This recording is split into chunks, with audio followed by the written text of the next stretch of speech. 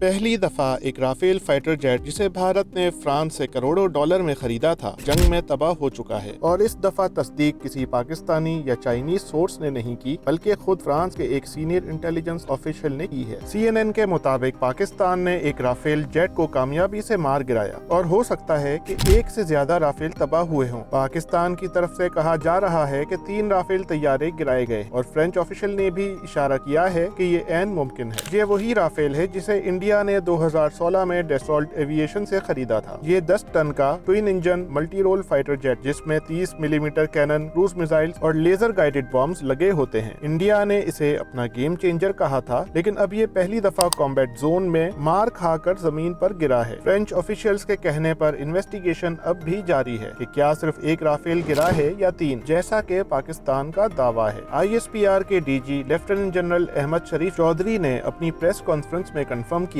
कि PAF ने 5 Indian jet गिराए, जिसमें 3 राफेल, एक MiG-29 और एक Su-30 MKI शामिल है। साथ ही एक इसराइली हेरन ड्रोन भी मार गिराया गया। इंडिया की जानिब से ऑपरेशन सिंदूर का आगाज हुआ, जहां इंडिया ने पाकिस्तान के पंजाब और आजाद कश्मीर में 9 लोकेशंस पर एयर स्ट्राइक। पाकिस्तान ने इसे ब्लेटेंट एक्ट ऑफ वॉर करार दिया और फौरन जवाब में इंडिया के जेट को टारगेट किया। ऐनी शाहिदीन के मुताबिक वुयान और बठिंडा के इलाके में एयरक्राफ्ट गिरने की आवाजें आई। कुछ जगहों पर मलबा भी मिला जिन पर फ्रेंच मैन्युफैक्चरर का लेबल था। CNN ने आर्मामेंट रिसर्च सर्विसेज के ट्रेवर बॉल का भी हवाला दिया, जिन्होंने कहा कि जो टैंक मलबे में मिला है वो राफेल या मिराज का एक्सटर्नल फ्यूल टैंक हो सकता है। सबसे मजे की बात यह है कि डसॉल्ट एविएशन जो राफेल बनाता है, उन्होंने अब तक कोई ऑफिशियल रिस्पांस नहीं दिया, लेकिन पेरिस स्टॉक एक्सचेंज में डसॉल्ट के शेयर 6% तक गिर गए हैं, जो मार्केट का अपना एक एक्सप्रेशन है कि ये खबर कितनी अहम है। इंडिया की हुकूमत की तरफ से इस रिपोर्ट पर अब तक कोई खास बयान नहीं आया। PIB ने इसे